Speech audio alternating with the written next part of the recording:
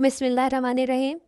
आज के हमारी एवरीडे 3 वर्ड्स वोकेबलरी सीरीज़ यानी कि हर रोज़ 3 वर्ड्स जो हम सीखते हैं उसकी के अंदर आज का हमारा पहला वर्ड है बेंटर। बेंटर है फ्रेंडली एक्सचेंज ऑफ टीजिंग रिमार्क्स, यानी कि हम जो आपस में बहन भाई या दोस्त जो होते हैं वो एक दूसरे को छेड़खानी कर रहे होते हैं, मजाक भी उड़ा रहे होते हैं, सही है, जिसे को आजकल कह देते हैं रिकॉर्ड खूब लगा रहे होते हैं, वो होता है बेंटर।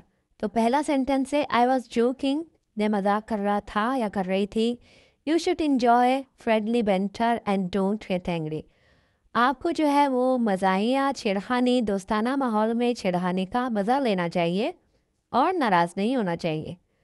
दूसरा जुमला है I enjoy the banter between my siblings and me.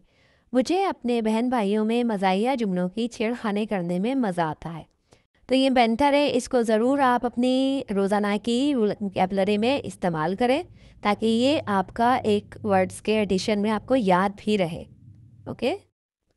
Second word है हमारा स्वाम्प। स्वाम्प का मतलब है बहुत ज़्यादा मसरूफ़ होना, यानी कि जब आप बिल्कुल आपके पास ज़रा सा भी काम कुछ और लेने के लिए या कुछ और करने का बिल्कुल भी टाइम ना हो, यानी कि बहुत से काम हो मुकम्मल करने के लिए और आप बहुत ज़्यादा मसरूफ़ हो।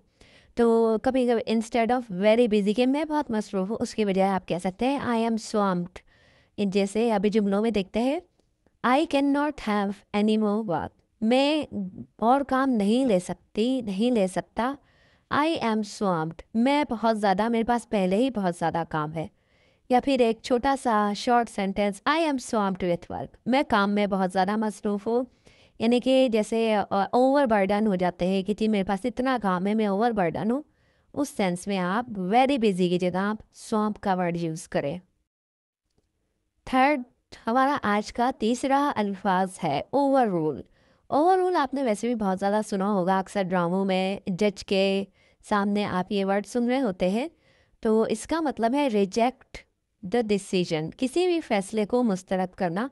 लेकिन ये ज़रूरी नहीं है कि आप सिर्फ उसी वक्त ही इसको इस्तेमाल करें। देखिए अब जुमले में हम कैसे इस्तेमाल करें।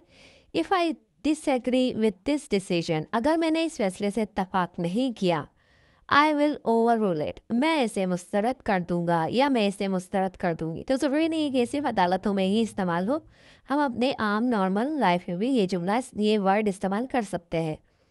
अब देखिए सेकंड है जो कि अदालतों में इस्तेमाल होता है, अदालत के लिहाज से है जज decided to overrule the objection, जज ने एतराज़ को मुस्तरद करने का फैसला किया है। ठीक है, तो आप इन लफ्ज़ों को अपने एवरीडे वोकैबुलरी में इस्तेमाल करें